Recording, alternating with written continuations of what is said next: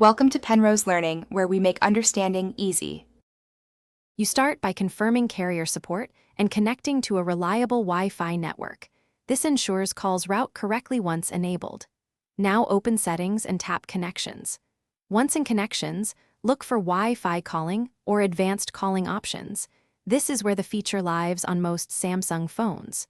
Make sure airplane mode is off and your SIM is active because the phone needs carrier registration. If you don't see Wi-Fi calling immediately, proceed to the next steps to find or enable the toggle. Once you locate Wi-Fi calling, toggle it on and observe any prompts. The phone may ask you to accept terms or confirm permissions.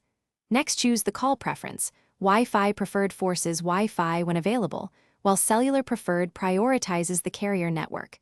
Pick what fits your coverage. You might be asked to enter your emergency 911 address so first responders can locate you when on Wi-Fi calls. After confirmation, the phone registers with the carrier. Wait a moment for the Wi-Fi calling icon to appear. Finish by verifying the Wi-Fi calling icon appears in the status bar or within phone app settings. Make a test call to confirm audio and handoff behavior. If it doesn't work, restart the phone first, then try resetting network settings. These steps clear glitches without deleting personal files. Also check for carrier updates in Settings right arrow about phone right arrow software information and update if available. If registration still fails or emergency address errors persist, contact your carrier for account level activation and troubleshooting.